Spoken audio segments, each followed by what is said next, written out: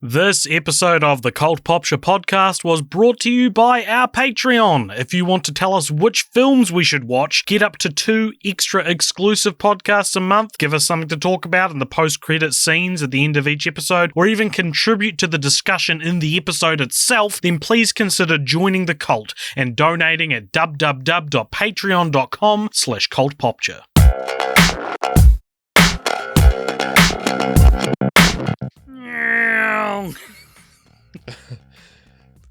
Welcome along, everybody, to a timely episode of film franchise Fortnights on the Cult Popture podcast.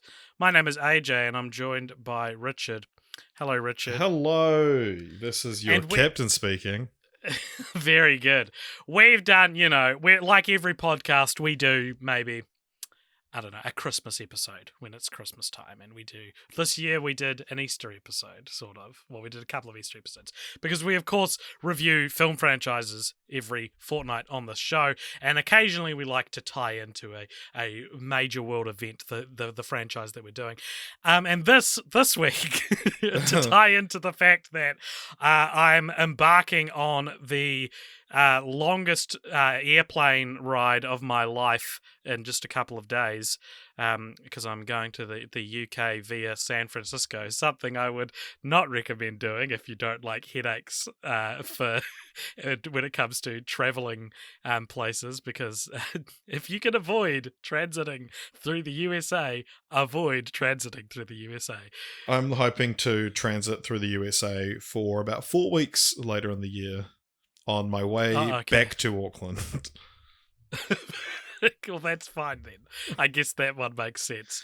But yeah, so considering that I am very nervous, I should say, about flying, the patrons over at our Patreon, patreon.com/cultpopture, thought it would be funny to make us do the airplane duology for Film Franchise Fortnights this fortnight. So welcome to Film Franchise Fortnight, everybody, where today we'll be discussing what many in the comedy movie industry consider to be a tentpole of the genre, and we'll also be discussing its sequel. Get it? Because the sequel is not as loved. Yep. Richard, airplane. Whoa. Airplane! It's got an exclamation mark. So I actually call it flying high. Yes, it is also known as flying high in some countries, including New Zealand, though I remember this being on TV as a kid where it was called Airplane. So I don't know if that's 100% true. But it came out in 1980, and this film, Richard, was directed by... So there's 2 films we're going to be talking about today. We're talking about Airplane and Airplane 2, the sequel. And so Airplane 1, or Airplane, exclamation mark, was directed by Jim Abrams, David Zucker, and Jerry Zucker, and this is not the first time we've seen one of those names on Film Franchise Fortnights, as David Zucker is the director of... Scary Movie. Scary Movie 3 and 4, not Scary Movie. He directed Scary Movie 3 and 4, and while yet to be covered on Film Franchise Fortnights, Jim Abrams directed Hot Shots and Hot Shots Part 2. Jerry Zucker directed Ghost. And Rat Race, which 2 very different movies, I think, Ghost and Rat Race. All 3 of these guys were involved in such classics of the parody genre like Kentucky Fried Movie, Top Secret, and the Naked Gun trilogy. So we haven't talked about a spoof franchise since Scary Movie, have we? Wow, really? I guess not. I don't think so. I mean, they're not very common. Yeah. And they're very rarely do they become franchises. And they're not particularly Franchisian. They're not Franchisian, Richard. My friend chiseled abs. And so, it's very rare for us to get such silly movies. Even rarer for them to be made these days, because Scary Movie and its contemporaries kind of sank it into the ground. But do you know what Airplane, a movie of maybe one of the most reviled genres currently in pop culture, do you know what it has on Rotten Tomatoes? I understand it's very high. Yes, it has 97% on Rotten Tomatoes, which is unreal. It knocks the genre out of the park. You're not going to get a scary movie or a Hot Shots Part 2 with 90. You won't even get an Airplane 2 with 97% on Rotten Tomatoes. Can you tell everybody what this movie is about? This movie is about a guy who's Ted Stryker, who's a war vet. That's a veteran, not veterinarian. Oh, sorry. I thought he fixed dogs that were stuck in the war. He's traumatized due to his experience flying in the war, but he has a fear of flying. But much like me. Yeah, his girlfriend from the wartime is a flight attendant, and she breaks up with him, and then she gets on a plane. And then he gets on the plane, and then disaster strikes when everyone who ate the fish, including all the pilot people, fall ill, and then they're forced to land at a hospital, and Ted has to nut up or shut up and get to land the plane. And it's very silly. It's very silly. Thank you. You neglected to mention how truly silly this movie is. This movie was referred to by the Farrelly brothers as like going to a Led Zeppelin concert. Like this is like considered like a huge game changer for comedy. Jim Abrams, David Zucker, and Jerry Zucker went by Zaz as a trio, and like the Zaz or the Zucker Abrams school of comedy is like a thing, and this is the high watermark of that school. So, if you guys, I mean, people listening to this have probably seen it before. When we say silly, we're talking non sequitur jokes. We're talking like random prop comedy will come out of nowhere. This isn't just a comedy; it's a silly comedy. It's like a slapstick comedy. Yeah. And Richard, what did you think of this movie? And had you seen it before? So I had not seen this movie before. It used to be on Netflix in New Zealand. It isn't anymore. But I remember years and years ago putting it on and being like, I should finally watch Airplane. I've seen it referenced online so many times. I've seen so many jokes from it. I've always found it funny, so I should watch the film. I think I got 4 or 5 minutes in and I thought, you know what, I don't fucking feel like watching this. And then I turned it off and I never came back to it. But then having to watch it for this, I was like, watching this like, critically lauded piece of cinema, even though like in such a silly genre and such defies expectation, defies our modern. Yeah. And you know what? I watched the movie and I was like, I'm already sick of every single joke from this film because I've seen it online 1,000 times. There wasn't. I don't know if there was any jokes in the film that I was like, oh wow, I haven't seen that one before. That's funny. It was literally every single joke in the film. And this film is like jam-packed with jokes. Oh my God. Is this going to be a miserable episode? 10, 20 jokes a minute. And it's like, and these jokes on paper are so good. And it's such a well-written film and it's such my sense of humor. But I was going to say that. It's like I was already watching it for the 50th time.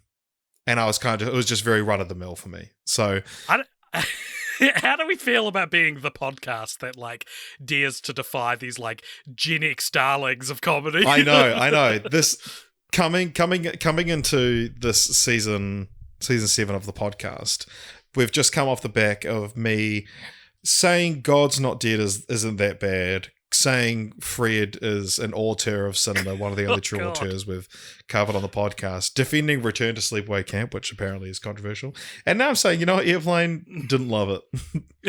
This is crazy. We're not this kind of podcast. We're not the ones that usually have these kind of controversial takes. I'm worried that we're gonna. It's a similar thing I think that happened when we covered Austin Powers, although I would say I probably like Austin Powers more than I like Airplane, but that. Maybe I just wasn't in the right mood as well. And I enjoy talking about the jokes with you more than I enjoy watching them. Because it's that thing of, they are good jokes on paper. And in the film as well, they're good jokes. I've just seen them so many times. I was writing the episode plan for this a few hours ago. And then after I'd finished, we were messaging, because this is the second episode we've recorded in a row, because you'll be listening to this while I'm either in the UK or have died in a plane crash. And so we're recording this quite far in advance, so it's like that's why if some big event has happened, like the Queen dying on the 21st of May 2022, that's why we haven't mentioned it. Yeah. And after I finished writing it, you were like, which episode do you want to record first? Do you want to record this one or the improv episode, which you would have heard last week? And I said, let's do improv. And you said, that's good. We can get all our jokes out early so the airplane episode won't be funny, just like the movies. Yeah. And I was like, oh my God, is that actually the stance you take? I wrote all of this with the assumption you would have had a great time. You just like left breaks in your thing for like Richard waxes lyrical about the jokes. There's a best jokes section, and I've written like 3 jokes because I was like, Richard will remember the best ones. I can tell you some of my favorite jokes, but they didn't make me laugh when I saw it. They made me laugh 10 years ago when I first saw them. I saw this when I was very young. I think it's pretty funny. I think this is one of those things where it's like, this isn't really my sense of humor anymore. Like, this is, as I said, it's very Gen X, very boomery. Well, it's funny because there's a movie that I love that I've tried to get you to watch multiple times called They Came Together, which I think is the same sense of humor. And like when watching Airplane, I have the same reaction as when I tried to show you. I've seen They Came Together. I watched it all. You were on your phone, but the first time I showed it to you, you were just like, "Is the whole movie like this?" And I was like, through tears, like, yeah. And you were like, "Can we turn it off then?" Well, I think Airplane's better than They Came Together. I think this is the most refined and funniest version of this sense of humor. I think you've got all the comedy heavyweights. Well, sort of. We'll get to that in a bit. But yeah. So I like this movie. I think I like you. I can certainly see watching it and being like, well, I'm sure this was hysterical 40 years ago. Like, I'm sure this was the funniest thing someone has ever seen. And now, in a post Lego movie in a, like, environment, my sense of humor is a little it's a little more refined, thanks. It's a little more cutting edge. No, it's not better or worse, it's just very different. Well, I know, yeah, but like, don't get me wrong. Surely You Can't Be Serious, I Am Serious, and Don't Call Me Shirley. Like, that's like a top 10 film line of all time. But it ain't gonna make me laugh. No, certainly not. Here are the jokes that made me laugh watching it this time. Some of these are classics, some of these are less. Actually, no, these are probably all well-loved jokes. I think that's the thing about this movie is that like every single line of dialogue in this film has been. You could probably make this, like, show this entire movie just with like GIFs that are circulating. Yeah, true. I really like when they're landing the plane and Leslie Nielsen's character, who's a doctor, enters the cockpit 3 separate times and says, "I just want to wish you all good luck. We're all counting on you." That was my favorite joke. It's so good, and he does it with the exact same cadence each time, even after they've landed. Even after they've landed, that feels like a absurd by modern standards joke. Yeah. You know what I mean? That feels like a 2022 joke. Like, and that's a joke I would. I would not necessarily to say I would come up with, but that's a joke I would put in something. Yeah. The other one I really liked was a little kid named Joey comes into the cockpit to check it out, and Captain Over, when he's alone with this kid, says, "Joey, have you ever seen a grown man naked?" And like something about the dryness of it, and also like. We'll get more into this, but the implication is that Captain Over is a pedophile. But like, there's kind of an innocence to how he says it. It reminded me more of like, in Wayne's World when Garth is like, "You ever think Bugs Bunny was attractive when he put on a..." Like, it feels more curious than predatory. Yeah. And I really liked that delivery, and I thought that was really funny. I also really liked Kareem Abdul-Jabbar plays the co-pilot, and that's just very funny to see. Maybe one of the best performances by a sports. A sportsman turned actor is one of the best examples of it. I think he's got good comedic timing, and the kid recognizes him as Kareem Abdul-Jabbar. Yeah, and this is our second time seeing him in film franchise Fortnights. What do you think the first time was? The Muppets. No, he was in D2, The Mighty Ducks. Oh, nice. What my favorite like reoccurring joke from the film was when they say we need to get this man to a hospital. A hospital, what is it? It's a large building with patients, but that's not important right now. The what is it explains the thing, but that's not important right now is used like 6 times. And that's great. I was going to bring that up because that is what I would describe and have described as Richard humor. That's a Richard joke. Like, you do that to me all the time, to the point where, like, you changed the way I speak, Richard. Because I had to make sure that if I was asking you what something is, that it was clear which noun I was referring to in the sentence. But that's not important right now. Yeah. And so that's why I was surprised to hear you didn't like it, because that's the definition of a Richard joke. There's even more in the second one. They do it all the fucking time in the second one. So I'm surprised to hear that they had such an average time with it. I would describe it as an average time. It's not like I didn't like it. I was just like, right. This is a list of jokes I've seen on Reddit. The other line I really liked is there's a running joke where the character McCroskey, who's he's the man on the ground that's trying to land the plane. He has a running joke throughout it where he says, like, looks like I picked the wrong week to quit cigarettes, and puffs a cigarette, and there's a few, coffee and sniffing glue. The best one I thought was looks like I picked the wrong time to quit amphetamines. I thought that was great. We need more amphetamines jokes. I will say, just on the jokes front as well, that there's the bit where the fog's getting thicker, and there's like, and Tony's getting larger. That's if it's used in Family Guy I think it's one of the Star Wars one. I think maybe something Dark Side, and I never got that show. I was like, what the fuck? Is this line? And then so there was the moment today where I realized it was a reference to Airplane. It's happened so many times on film franchise Fortnights that I've found out that something in The Simpsons was a reference to something. It's never happened with Family Guy yet. Wow. We can only hope you'll get through all the adult animated cartoon block, learning all the references. Do you have any other jokes you want to shout out? This is one of these franchises, ladies and gentlemen, which is very hard to talk this about. This is what we have whenever we do a comedy franchise. It's just like, what jokes did you like? Yeah, which feels such shit podcasting. Yeah. But at least we're aware of it. Maybe that makes it better. And to be honest, though, if you don't have any other jokes, there is definitely more. There is a fairly well-known piece of trivia about this film, which is kind of like one of those perfect podcast morsels.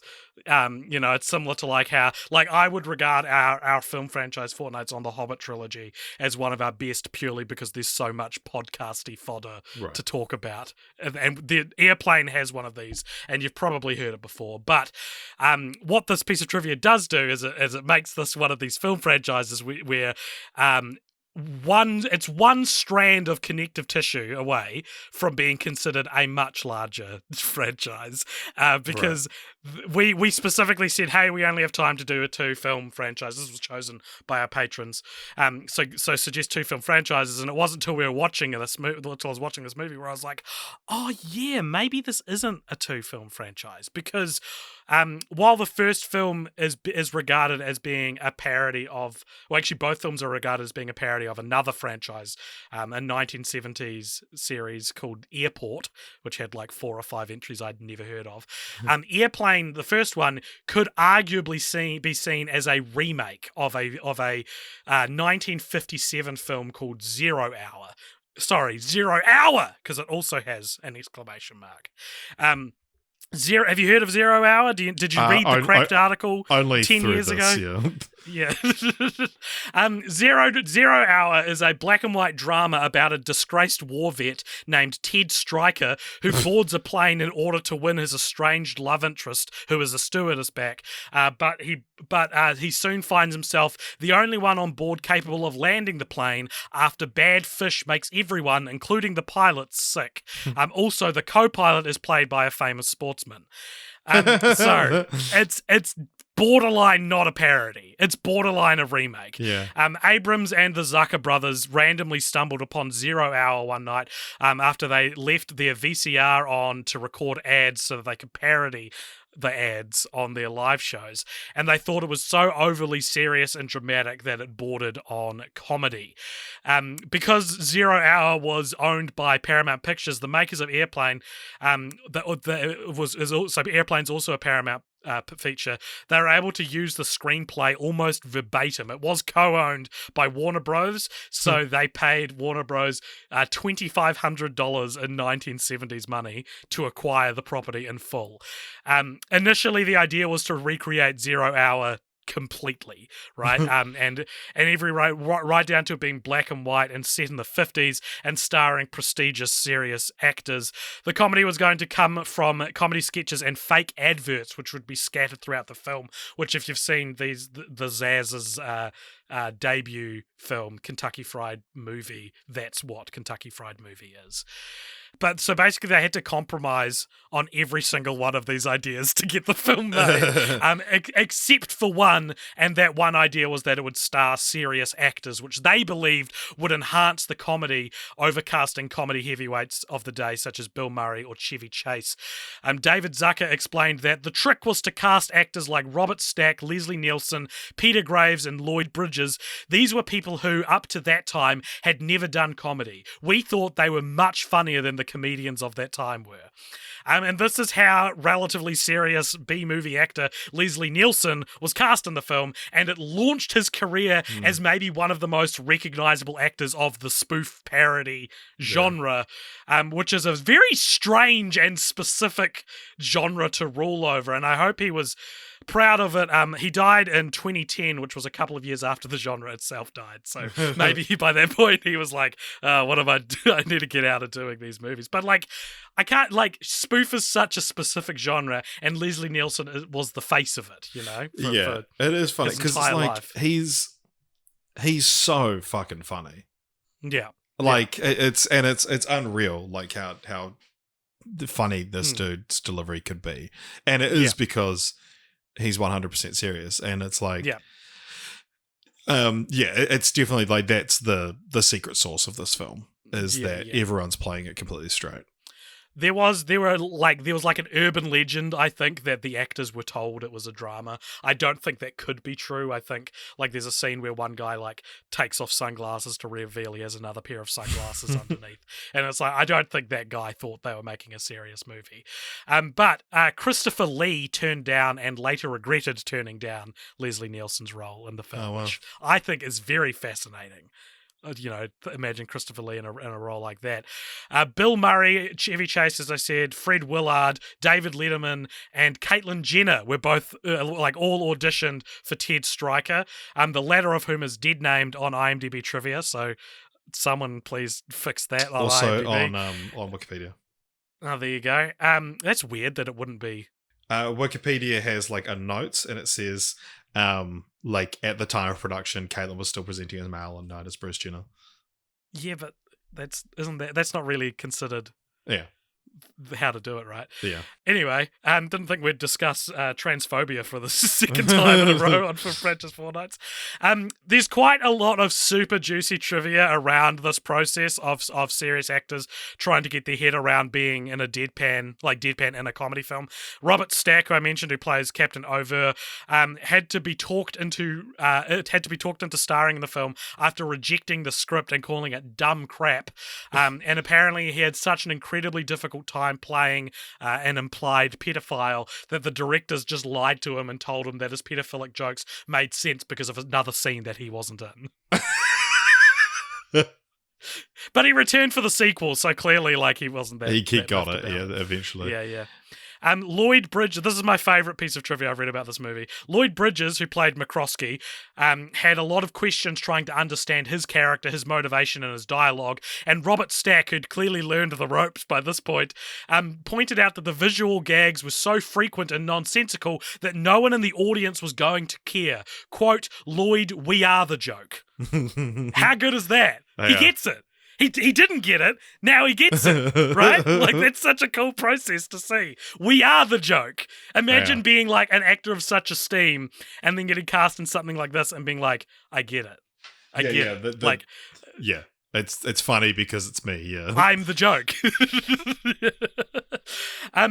one line, if you're wondering, like, how can a black and white serious drama be adapted to a slapstick silly spoof comedy, here is one line of many lifted directly from 0 Hour. We have to find someone who can not only fly this plane but who didn't have fish for dinner, which I could so see seeing in something like 0 Hour and be like, oh well, we gotta put that in a movie. Yeah, well, because it's also like, I imagine these guys were probably just like stoned. They were, yes. Yeah, and just like, and watching this, and you would just like be cracking up at this. Yeah, exactly. As an example of the differences between 0 Hour and Airplane, there's a scene in Airplane where one of the passengers goes hysterical because she thinks she's going to die, and she goes, I gotta get out of here, and the stewardess comes up and tries to calm her down, and then Leslie Nielsen comes, I'll take care of the stewardess, and then slaps her, and then there's a whole line of people lined up ready to slap her and attack her, basically. The original scene is in 0 Hour, but instead the stewardess tries to calm her, and then another passenger's like, no, I'll take care of it, and then does so they do the first two parts of the joke. There's just not a line leading up, which is still like, that's still funny unintentionally. Yeah, that you'd be shaking someone and then someone's like, no, I'll take care of this, and then you just do the same thing as then. So this was actually gonna be just performed just as the same way, just with two characters, but the actress was like, why don't other people line up? And they just improv'd it on the day, like nice. got the characters lined up, and apparently it was the first take that they did, where it pans over and you see one guy's got boxing gloves, one guy's got a tire iron, one guy's got a revolver. So all of this is to say, maybe we should have covered 0 Hour, considering the line between remake and parody here is blurrier than ever. Maybe we can watch it for film franchise follow-ups. I can't imagine it. We'd find it very interesting. But it's an incredibly interesting way to make a movie, I think. And I'm surprised we haven't seen something like this happen. Well, maybe we have. It feels like a familiar set up to just parody an old movie. Richard, a segment we constantly forget to do is called French Wise, and that is a portmanteau that my Google Doc does not want me spelling. It will do whatever it can to not let me spell French Wise, which is, of course, our segment where we discuss why. Why a franchise? And is two films a franchise? The jury can sometimes be out on that question. And why do you think... So, okay, it's money. It's because the first one was an international success, but is there a philosophical reason, do you think, for why Airplane was so good that it warranted Airplane 2? Well, it's funny because you'd think that, like, just launching the career of Leslie Nielsen would be, like, what you would do. Like, if I made this and the sort of the following he got from it is, like, that's why you would make a sequel, to do more with his character, who is absent from. But he's on the sequel. So yeah, I mean, this one's baffling. I did just see. I didn't realize Jonathan Banks is in Airplane. Yes, he is in this movie. It's our third Jonathan Banks franchise after Crocodile Dundee and Gremlins, apparently. Jonathan Banks briefly appears. So what this French Wise could really be pivoted to is discussing the career of Jim Abrams and the Zucker brothers, because they are the guys that followed Leslie Nielsen through all of his, even right up to Scary Movie 4. Like, they were the ones there. So I guess there is no philosophical reason. There's no poetry here. I mean, we'll learn more about that later. But first, I've got some dumb IMDb trivia, Richard, because the only thing dumber than a dumb spoof comedy is what people want to say about it. And over on IMDb trivia, you can actually submit a piece of trivia right now if you wanted, and it could say anything, and that's what people do. So here are some poorly worded or stupid or otherwise dumb pieces of IMDb trivia. Robert Stack was apparently offered a percentage of the film or an extra 20k, and he chose poorly. Now, what's dumb about this piece of IMDb trivia is not only is there an authorial voice in here that I hate, it also doesn't tell you which one he picked. Yeah. Without any context, I don't know what that means. Interesting coincidence regarding the Don't Call Me Shirley scene. The infamous 1956 mid-air collision disaster over the Grand Canyon, the world's first commercial airline incident to exceed 100 fatalities, the pilot of one of the two planes was named Robert Shirley. That's a grim piece of IMDb. Yeah. Did not want to read. Someone saw the news article and thought, huh. Yeah. It also came out the disaster happened before the movie did. So Is it a coincidence? Maybe they just named him after that, if anything.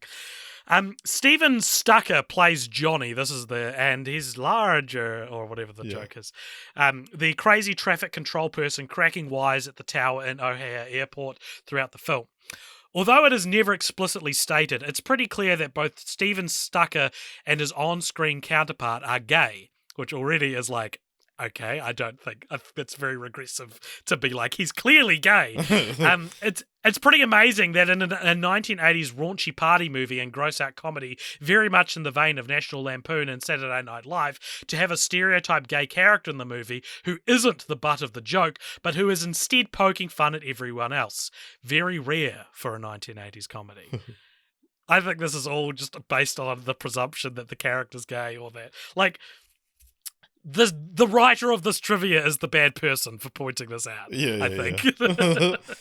And finally, the last piece of dumb IMDb trivia I have is the most reacted to movie on YouTube, which is interesting because I watched this on YouTube. I bought it on YouTube, and it has apparently the most reactions, or at least it did whenever this piece of trivia was written. Wow. Airplane 2. The sequel came out in 1982, also known as Flying High 2, the sequel, in Australia, New Zealand, South Africa, Japan, and the Philippines. This came out in 1982. It was directed by Ken Finkelman, who'd written the screenplay for the similarly maligned sequel Grease 2, which had released earlier that year. What do you think this has on Rotten Tomatoes? 45. 42%. So pretty close. What do you think it's about? It's airplane in space. That's exactly what it is. There's a new airplane that is supposed to take people to the moon, but Stryker knows, who's been institutionalized since the events of the first film, he knows that it's not going to make it to the moon, and so he sneaks aboard, etc., etc. What did you think of this movie? It's fairly on par, but slightly worse movie than the first one. It's interesting, isn't it?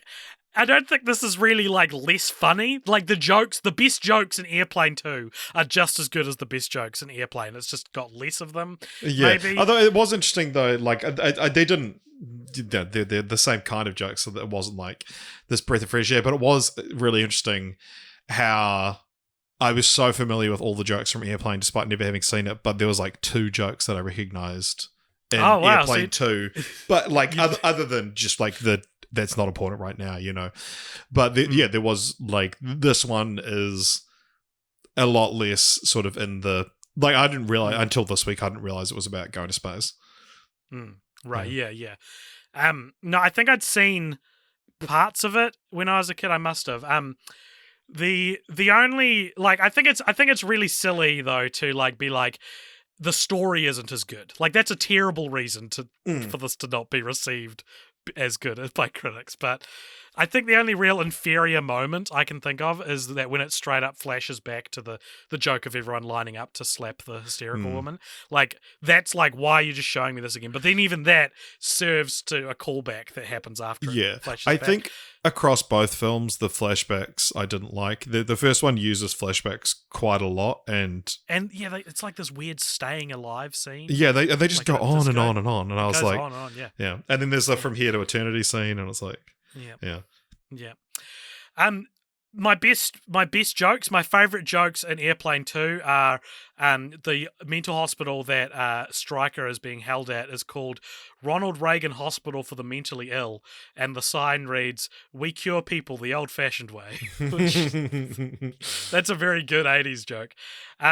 The one joke I remembered from this, from when I must have seen it when I was a kid, is when McCroskey hears that Stryker is flying the plane, and he's trying to remember where he's heard the name, and he's like, Stryker, Stryker, Stryker, Stryker.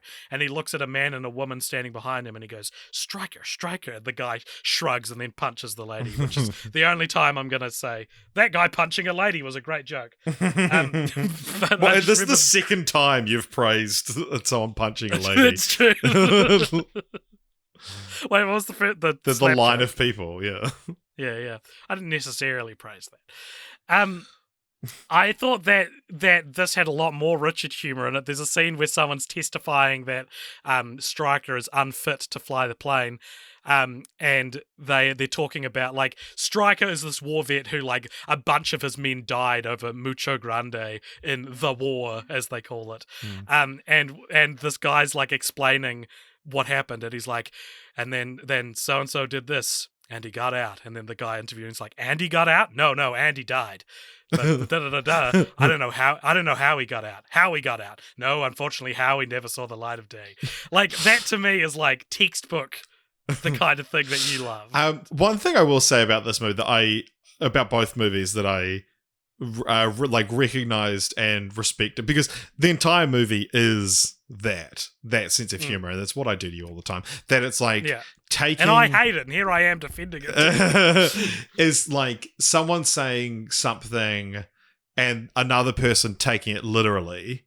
But the thing is, though, that and it's almost like a rule in the films, and I wonder if this was like in the writer's room kind of thing, that it's like, it's almost as if everyone was meant to take that literally. Like, everything's taken literally in the way that we, the audience, know it not to be, but it's almost always like the character who asked, who's being misinterpreted, is in on it as well. Yeah. Like, right, yeah, okay. Like, because when he says, I am serious and don't call me Shirley, it's never like, no, I meant surely. It's like he was calling him He Shirley. was calling him Shirley, yeah. Fan theory. Stryker was calling Leslie Nielsen Shirley. I think so, but the way that the whole rest of the film is framed that like he actually is. That's such a good fan theory. I can post that to like shitty fan theories. All of this praise of the humor in this film that I'm sort of doing, I guess. All of that being said, what's actually pretty interesting about the sequel is that Abrams and the Zucker brothers had nothing to do with it. They opted out of it. They were going to make it, then were like, no, actually, we think this is a god-awful idea. And apparently, at least the last time they commented on it, they still haven't seen it, some 20 years later, 40 years now, but on the DVD commentary for one of them, I guess the first one. They said they'd never seen it. I wonder if this knowledge that this incredibly formative creative team didn't return, I wonder if that's one of the reasons that such a bad faith reception befell this movie, because I think it's a pretty fairly well done copying of that style. It's a very simple style. Yeah, it's a Hangover 2 sequel. Yeah. For being just like, oh, we got the guy who wrote Grease 2. That to be able to emulate the styles, like pretty 1-to-1. I thought. Yeah. This film contains a cameo appearance from Hervé Villechaize, who is the little person we've seen previously as Knick Knack in The Man with the Golden Gun. Nice. He's more famously known as the Zipplane guy from Fantasy Island, I believe. It also contains a background sight gag for Rocky XXXVIII, which, as discussed on the Rocky episode, so like there's a character in an airport, and they buy a bomb from the airport, the airport store, and in the background there's like this poster that has Rocky XXXVIII written on it, and there's like this old man. 38 as this old man in punching gloves. And as discussed on the Rocky episode, this is a hilarious 1980s joke at the idea that Rocky, which in 1982 only had 2 sequels, this was the idea that this is too many sequels. Yeah. Isn't that such a... Has like, one more than Airplane has. Yeah, yeah. As such a like dated joke, but for a reason that's not problematic, and that's a very rare reason for a joke to be dated, I guess. So, speaking of things that are problematic, Richard, I'd like you to push your tray back and adjust your seat to its upright position and buckle your seatbelt and prepare as we enter Problematic Corner. Ooh, I bet this didn't age well. Let's get a laugh at someone else's expense. I have to warn you, this might get obscene. This the Problematic Corner where ain't nothing PC. So, this is, of course, our segment we sometimes remember to do, where we discuss any stuff that hasn't aged very well. And in the airplane movies, there is plenty of stuff that, if you watch it now, you'd be like, wow, Jesus Christ, that was offensive. And, you know, we just have to accept that one of the most revered comedies of all time has, like, horrific comedy in it in some spots. In a 2019 Decider article, writer Glenn Kenny reflected on some of the problematic jokes in the first airplane film and marked them on an offensiveness scale. Right. So this is what he did. And he explains in the article that, quote, I graded liberally, which is to say conservatively, which I thought was a great line. Yes. I included the Jewish jokes conceived and executed by the movie's Jewish auteurs and a twins conjoined at the head visual gag that I considered too improbable to get really worked up about, among other things. I also counted instances of characters just being gratuitously mean, like air traffic, Gunderson's immortal what an asshole aside, and I came up with a total of 45 for running gags, including the notorious Captain Over musings. I kept the same number and subdivided alphabetically. So there's a lot for an 87-minute movie. So Kenny goes on to give the reasonable, if not relatively common, defense of this kind of thing, of saying, like, it was a different time.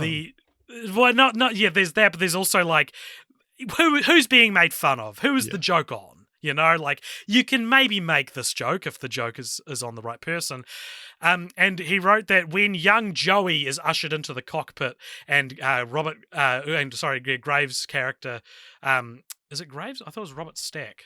Maybe I've been saying the wrong name this whole time. Oh, Graves is over. Oh, who's Robert Stack? He's Kramer. Oh, God. Okay, never mind. Ignore whenever I've said Robert Stack from here. When Graves' character immediately starts with, you ever seen a grown man naked, Joey? You ever hang out around a gymnasium? The laughter it triggers is not because pedophilia is funny. It's not, but because the character actor is saying these words with unabashed, bland, stentorian sincerity. And the I can't believe this effect is heightened, not just by the fact that no one in the cockpit reacts, save stewardess Randy, who wants Joey to get out of there as soon as possible, but that Over/Graves keeps at it, reaching an apex of or nadir with, do you like gladiator movies? Which is a very funny sort of, what do you call it, like progression, heightening of the joke. I think the most interesting thing that Kenny notes in his article, though, is that the two African-American passengers aboard the plane who speak in the first film, they speak in jive. So they're speaking in what we would now regard as like stereotypical 1980s African-American slang, and they have subtitles, and the joke is very much like, black people sound funny, what? Like, my favorite bit of that is that the she is subtitled as golly. Yeah, golly. What makes this potentially less offensive, though, is if you believe the circumstantial evidence that these two actors, Norman Alexander Gibbs and Al White, actually wrote this dialogue themselves. And they even coached the old white woman who claims to speak jive on what to say. And I think that goes from being like, it depends how you look at it. And obviously, I'm not the person to make the call, but it goes from being like, this is a bad taste kind of like white people making fun of black people joke to like, oh, now everyone's actually getting involved and creating. Yeah, and you're making fun of white people now. Yeah. That is if it's true. It might not be true. And also, apparently in the script, it was like, the jive guys say mofo or something. So like already it's like kind of dismissive in a troubling way. But look, when it comes to problematic corner for comedies from the early 80s, I think you got a balance between being a stick in the mud and being sensitive to the people these jokes affect. Some people will be like, oh, it's the best comedy of all time, give it a break. And some people will be like, no. And that's that's also valid. And like we said on the Film Franchise Fortnights, the last episode for Sleepaway Camp, the time period can often offer an explanation rather than an excuse. So while I'm willing to enjoy most of the jokes in these movies, I would still regard some of them as being too far. Namely, there's a particularly jaw-dropping rape joke in the second film, which I don't even know if I want to repeat, where just a character like is accused of rape and defends it in sort of like a way that's supposed to like parody the what people who deny allegations say, but it's pretty intense, I thought. I thought it was also interesting in the second one, there's a joke in where there's like, it cuts through different news shows, and then one of them is a feminist vegetarian news show. And the way that they're portrayed is so like, the film has the attitude of like, well, everyone hates female vegans, or everyone hates feminist vegetarians. You know what I mean? Like the jokes are like very like, which is funny. Like it feels ahead of its time. That like, and yet behind its time at the same time. Yeah, like I mean, you shouldn't, but you would see that kind of joke now. You know, like it feels like, oh, I didn't realize they made fun of like that people made these kind of jokes 40 years ago. But I mean, nowadays it's like feminists. So we talk about titles a lot on this podcast, and there's some good title-y stuff to talk about with the Airplane series. As we mentioned, it's called Flying High in a lot of countries, but Airplane continues from at least what I've researched to be maybe one of the most retitled films we've ever covered. Really? And all the titles are so fun. Those are titles in like non-English speaking countries. In Argentina, the title is "Donde está el palito?", which is "And where is the pilot?" In Brazil, it's "Apertem os cintos, o pilito sumiu," which is "Tighten your seatbelts, the pilot is gone." The Italian title is "L'aereo più pazzo del mondo," which means the craziest plane in the world. I mean, it is. It certainly is. The Finnish title for the movie is "Hey, min lennentan," which is "Hey, we're flying." The Polish title of the movie is "She leci z nami pilot," which is the pilot flying with us? It's so funny to me. The German title is, I don't have the German translation, but I have the English translation, which is "The Incredible Trip in a Crazy Airplane."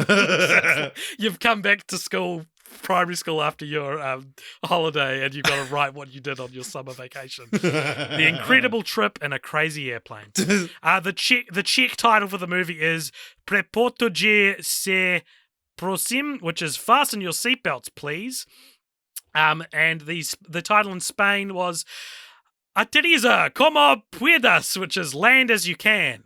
And the "as you can" joke became so popular that several comedies with spoof kind of humor have very similar titles. So The Naked Gun was called "Catch Him As You Can," and 2001: A Space Travesty was called 2001: Take Flight As You Can. So that's kind of interesting. Similarly, the French title of the movie translates to "Is there a pilot on the plane?" Or "Y a-t-il un pilote dans l'avion?" Or l'avion, that's obviously how it's pronounced. The same form of title would later be used for the Naked Gun movies.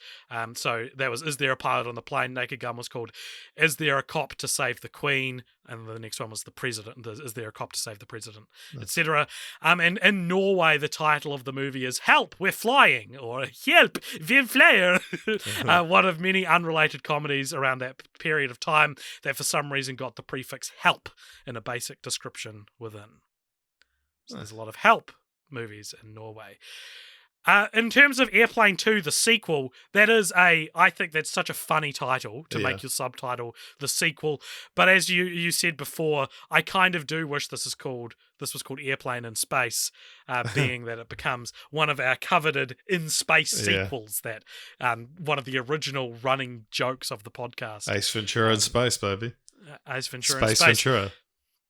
Richard, we are running through these segments in an attempt to make this a sub 1 hour episode, which I would love to do. The editor is thanking me, but first, I am the editor, so I'm thanking myself. Oh, yeah. First, we've got to do a segment called Cult Elders, which I reckon is going to take fucking 20 minutes. Yeah. So this is a segment on our show where if you join our Cult Elders tier, the segment's called Meeting of the Elders. If you join our Cult Elders tier, you get access to a secret Discord server where you can tell us what you thought of the movies. Richard, would you like to read the Cult Elders? I sure can. So, Craig from TP semicolon E said Airplane, or Flying High, as I always knew. Interesting, Craig's from New Zealand, so... was a pivotal film for me. I've not seen it in years, and there is likely some problematic shit that didn't age well. There is. But it played a huge role in shaping my sense of humour, having watched it dozens of times as a kid and young adult. It is endlessly quotable, and even the throwaway lines and exchanges, the fog is getting thicker and Leon's getting larger, were thrown around at any opportunity within our whānau.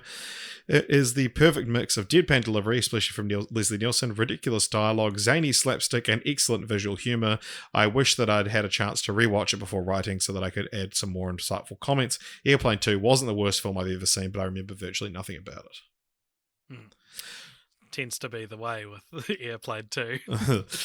Pre from Michigan said, I'm genuinely interested to hear y'all's take on Kareem Abdul-Jabbar in the movie. I'm guessing neither of you are NBA fans. You are correct. I thought he was great, but I may be grading on an athlete in a movie curve. I mainly know Kareem Abdul-Jabbar from a cameo he has on Scrubs. Sure. I mean, I think he's got good comedic timing. Yeah. Maybe not the strongest actor, but the comedic timing's more important for this movie. Dan from Hawaii replied to that and said, he's still an icon. He has such staying power, also now a novelist. Captain Brent from Texas says, I was about 16 the first time I saw Airplane. I watched it almost as a requirement. It felt like it was a cultural touchstone that I needed to be familiar with. I was right. It is absolutely that touchstone, and after becoming familiar with it, I understood so many other jokes and references that had previously gone over my head. Similar kind of experience. I enjoyed it and still do for the non sequiturs and zany gags. I feel like the sex jokes are, if not mostly dated, out of place. What the hell was going on with that inflatable autopilot guy? Best character in the film. I love the inflatable autopilot guy. It's such a that the autopilot is an inflatable man, and it just keeps coming back in the film relentlessly. It's so funny. He says, I didn't see the second one based on reputation alone. I could probably give it a go, but why would I when I can just make you all do it and report back? And says, I wonder how the abortion joke at the beginning would go over today. Yeah, it's crazy that like abortion's such a big thing in the news right now, and then to start this movie from 1980 and it opens with the intercom at the airport is like a bickering husband and wife talking about an abortion. Yeah, which, did you see the behind the scenes fact about that? Yeah, they're a real husband and wife that they tried to find like actual actors to play those characters, but then just ended up getting a husband and wife that actually do airport intercom. Yeah, which is so cool. Yeah. Scotty doesn't know how to look to see if Airplane is on Netflix. I searched titles related to Airplane, and the top one is World Trade Center, the Oliver Stone film. Second is Monty Python and the Holy Grail, which I think is probably a lot more in line. He also has Earbud in his in the other suggestions. Dan would like their haiku to be read, which says, it's sadly dated, ruined all Airplane movies, Kareem is the best. And then goes on to say, I will add that it's the first time I ever saw boobs in a movie where I saw this as a kid. I think if I watched it again now, I'd rate it higher, but I watched it in the review above with someone seeing it for the first time, someone very critical of poorly aged and somewhat problematic material. I tried watching one of the airport films as a teen, and oh man, this one ruined them all. Perfect send-up. To end an entire subgenre, similar to Walk Hard for musical biopics, but, you know, maybe... Or what it should have done. Yeah, anyway. Exactly. I take My coffee bliss like my dogs says the level of humor output of the original Airplane is the metaphorical stove of comedy turned the utmost heat. Hence, it stands as one of my favorite comedies. You just can't turn it up any more than this. Okay, maybe Monty Python and the Holy Grail is just a bit funnier. We're the wrong people to Wrong, be making yes, these yeah. comments. Perhaps not every joke lands. Some are just dumb eye rollers, while others are insanely funny and wacky. I will say, though, that I never felt myself, like, rolling my eyes at any jokes. No, not in the same way we grew to do in the scary movie leagues. Yeah, there were no jokes that I was like, oh, come on. Like, I still liked all the jokes. I was just seen them before. It sits, in my opinion, somewhere near Blazing Saddles, and that some of the humor is problematic, but not to the extent that it fails to work. The jive scene is great. Note, I've seen the Zucker brothers' previous film, Kentucky Fried Movie, and that's much more problematic than this could ever be. No one is safe from the inferno that's this film's red-hot sense of humor. Tons of religions get punched in the face. Nuns are ready to lay the smack down on some woman, and really, I don't think anyone winds up being more mocked than anyone else. Everyone is going to hell, and the film lets you know it. Just on the nuns, I do love that there's one ththing that maybe when they come round and say, would you like something to read? And I was like, fuck, plane rides would have been boring in the 80s. But there's like a running sort of joke that like everyone's reading like something weekly relating to who they are. Yeah, and so like the second one, the bomber is just like reading like Bomber's Digest.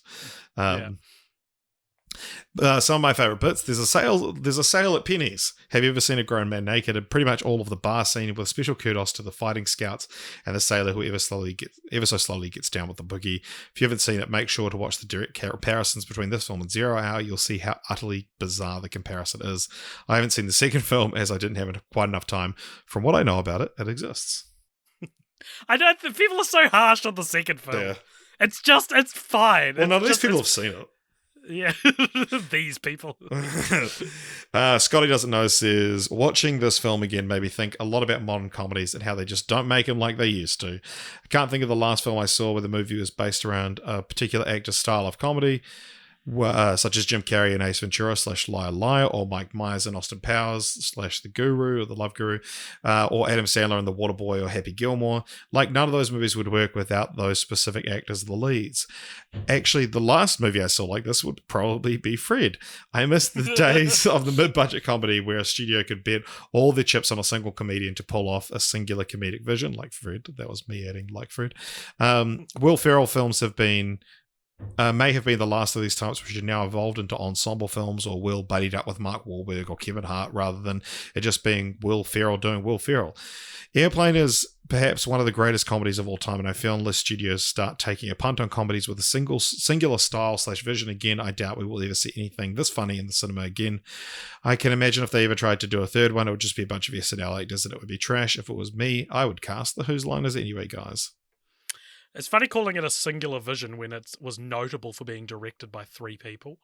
Yeah. But yeah, no, it's some interesting points there. I would say it's a very specific style of humor. I would check out David Wayne's stuff. That like Wet Hot American Summer and They Came Together, I would say are very much carrying the torch of this kind of movie. For better or worse. I agree. Wet Hot American Summer especially is like that lives and breathes in the shadow of Airplane, I think. Meeting adjourned. Meeting adjourned, and Richard, the only thing we have left really to talk, there's a few things, but the main thing we still have to talk about is, of course, continue the franchises segment where we pitch continuations of this franchise. But before we do that, at the end of the credits of Airplane 2, the sequel, a title card for Airplane 3 appears on the screen, followed by William Shatner, who is in the movie, by the way. We didn't mention that. And he says, that's exactly what they'll be expecting us to do. But before the second film was even greenlit, Paramount already apparently wanted a trilogy, which is very rare for the time. 1980s, people weren't like wanting trilogies at that time. Yeah, well, because it's like, what's next? Rocky 38? Rocky 30, exactly. In a 2011 interview, Robert Hayes, who played Ted Stryker, explained that a third film came very close to being greenlit. He said, you have to understand the atmosphere. 31 years ago, sequels were frowned upon. You were really looked down upon if you did sequels, and that was all you could do. You can't do anything else. They'd go, oh, Robert Airplane Hayes. You ever going to do something besides Airplane? I was doing other films, and it's just that was the attitude that they took. Nowadays, sequels are called franchises. Now they look for them. Hayes pulled out of the project, and it died without him, something which he has stated he now regrets, interestingly enough.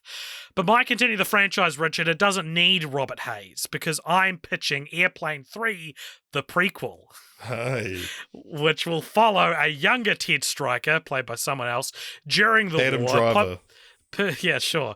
Perhaps expanding upon the Mucho Grande incident. And I think it would be very funny to take a similarly to saccharine movie, maybe a war movie, and remix that verbatim into the script, like find like some B movie that's way too serious and use that script again, because that's something I think the second film was lacking. And I reckon use this platform to make way for a spoof revival. Let's get the best comedy actors and writers of the day. Give it to Lord and Miller, I reckon. Let them see, what does a 2022 spoof movie look like It'd when probably it's be not real woke. when it's not when it's not Vampires Suck, which came out probably 15 years ago. But my point being, the spoof movie, the genre died because the movies got bad. The movies don't have to be bad, so use Airplane 3, the prequel, as a way to do something interesting with that, I reckon. Nice. What have you got? Mine's a workshop one. It's creating a new movie also to revitalize the spoof genre, but you using the same kind of thing that they did. So they looked 23 years earlier for a film, the 0 Hour they found, and I thought it'd be fun for us to look at some films that came out in 1999 and what films could be, lifted almost verbatim and made into a comedy. Do they have to be like bad movies, or? I don't know, not necessarily. You've got the first one that comes to mind is Election. Matthew Broderick, Reese Witherspoon. Well, film. one that I thought that's already quite a sharp comedy, though. So that's like a bad movie that takes itself too seriously is Boondock Saints. Yeah, okay. You've also got Sixth Sense. He's gay and he likes classical music.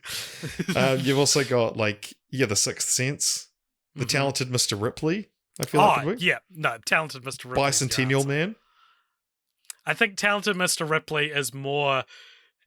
It's got that Jared Leto energy of this is going to be the biggest movie of the year. Yeah. All right, yeah, so mine's... So you continue the franchise for Airplane as a remake of The Talented Mr. Ripley. Yeah. I love it. That's great. What is The Talented... Am I thinking of the right movie? With Matt Damon and Jude Law, and he steals his identity. I don't think I've actually seen it. I've actually seen it a couple of times. It's got 84%. What was I don't know if this came out in... I'm thinking of a 1998 film, Richard, a movie I always mix up with The Talented Mr. Ripley. And that movie is Meet Joe Black, where Brad Pitt gets hit by a car.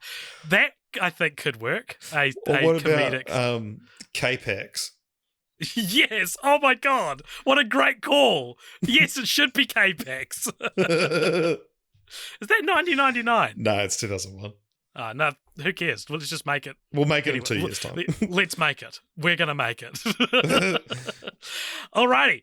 And now we're up to a little segment of the show called Rank Dat Franchise, where we've got a little list over on letterboxd.com/cultpopture, where we're going to rank this franchise with the 150, it'll be the 153rd franchise, where this feels like it's maybe gonna bottom out pretty low because it's I guess one undoes the other, but it's not that bad. It's not Nymphomaniac level bad, which prompts me to put it at least above the Nymphomaniac constant of a movie that is a perfect 0, which we know from last week is at 69. It's at 70 now. Yeah. So I would say let's have a look. I reckon I would put this... I think it's better than the Mighty Ducks, but it's not better than the Rugrats movies. You don't reckon it's better than the Rugrats movies? They're both about airplanes. I reckon the unnotability of the second one isn't as strong as the revered nature of the first one, which makes me want to put it higher. Like maybe between Blade and Frozen at 57. What do you think? Yeah. Alrighty. And now we're up to Richard's real favourite segment of the show, which is where he gets to say a random number and tell me what I'm doing and what will seem like 2 weeks' time to you guys, but is actually 4 weeks' time. It's Franchise Roulette, everybody. So we've got a list of how many franchises are on it now? It's getting down. 112. 112 franchises, and we're going to draw a random number, and then Richard's going to make me guess like a little dog. A dog? Do you make a dog guess? Yeah, Pavlov. Okay.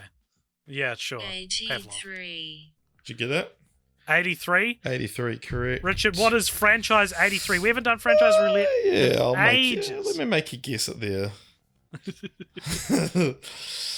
All right. 83 is... I'm going to have to Google this one for more... Let's search the comment section for clues. Okay, so franchise 83 is a series of currently 5 films, I believe. Okay. I think actually soon to be another one. Soon to be 6. But... soon enough that we shouldn't do it? Who knows? What is it? Give me some hints. It's a kids franchise. Okay. 5 films. They're not all the same medium. How so? Like one's live action. The other way around. One's animated. Yes. Is it Diary of a Wimpy Kid? It is Diary of a Wimpy Kid. Yeah, so I think it just came out, the new one. Yeah, there's a new one, but there's also, they've announced a second animated one. That's fine. That'll take 2 years to come out. All right, well, tune in next time for Diary of a Wimpy Kid, the series, which feels like it's a series that's very special to some people, but not me. Yeah. I've always been kind of interested by it. Like, I don't know if they're good, is one of the real interesting things. The books are quite popular. Yeah. Anyway, that is the episode. If you like this, everybody, please consider following us on all the places, such as Instagram or Twitter at Cult Popture. You can also join our Discord and let us know why Airplane 2 is actually horrible. And you can also support us financially over at patreon.com/cultpopture if you like. And speaking of, if you do that, you might get to give us something to talk about in the post-credit scene, which is coming up right after these messages. This music ends. Welcome along to the post-credit scene, everybody. This is a segment at the end of each episode where if you give us $5 or more over at patreon.com/cultpopture, you get to give us something to talk about in this, the post-credit scene. Somewhat of a theme song now, isn't it? We've never really talked about how I've rehearsed that line, and it's just become something I say every time. Richard, what is today's post-credit scene and who's it from? Today's post-credit scene comes to us from Josh Monson, who says, if you got rejected from broadcasting school like I did, what would you be doing now? I reckon I would be making sauces. I've always been interested in sauces. I'd be a saucier. Yeah, I don't know. I probably would have just gotten a menial kind of job and saved up and probably moved country, probably be living in the UK because I've got a British passport. And it's like, I would have just, been like, well, I'm not going to achieve my goals in my career, so I will make my career a means to an end so I can achieve them in just like hobbies and, life. And I would be making sauces. I would be mixing paprika with mayonnaise. Oh. Make special sauce.